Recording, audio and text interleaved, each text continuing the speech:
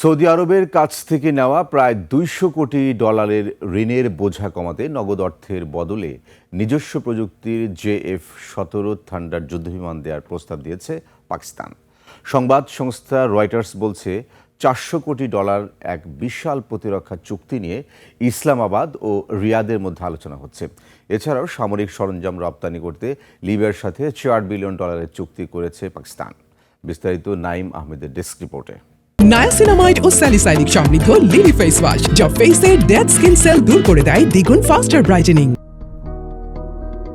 ২০১৯ সালে ভারতের সাথে আকাশপথের লড়াইয়ে পাকিস্তানের প্রধান শক্তি JF-17 থান্ডার এখন দেশটির অর্থনীতি পুনরুদ্ধারের অন্যতম হাতিয়ার। রয়টার্স বলছে, পাকিস্তানের উপর থাকা ২০০ কোটি ডলারের সৌদি ঋণ নগদ অর্থে পরিশোধ না করে সেই মূল্যের যুদ্ধবিমান সরবরাহের প্রস্তাব নিয়ে আলোচনা চালাচ্ছে দুই দেশ। আলোচনায় আসা এই চুক্তির মোট অঙ্ক প্রায় ৪০০ কোটি ডলার, যার অর্ধেক হবে ঋণের সমন্বয় এবং বাকি অর্ধেক ব্যয় হবে উন্নত সামরিক সরঞ্জাম ক্রয়ে। সম্প্রতি পাকিস্তান বিমান বাহিনী প্রধান জহির আহমেদ বাবর সিধুর রিয়াদ সফরে সৌদি বিমান বাহিনী প্রধানের সাথে এ নিয়ে আলোচনাও করেছেন।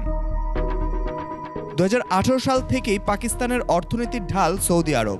গত বছর সই হওয়া প্রতিরক্ষা চুক্তির আওতায় দুই দেশের যে কোনো একটির উপর হামলা হলে তা উভয়ের উপর হামলা বলে গণ্য হবে। পশ্চিমা বলয়ের বাইরে নিজেদের সামরিক সক্ষমতা ও প্রতিরক্ষা শক্তি গড়ে তুলছে রিয়াদ ও ইসলামাবাদ। কেবল সৌদি আরবই নয়, পাকিস্তান তাদের অস্ত্র রপ্তানির পরিধি বাড়াতে লিবিয়ার সাথে ৪ বিলিয়ন ডলারের চুক্তি করে। এছাড়াও বাংলাদেশের সাথেও JF-17 বিক্রির আলোচনা চলছে। Naim Ahmed, desk report, ২১ television.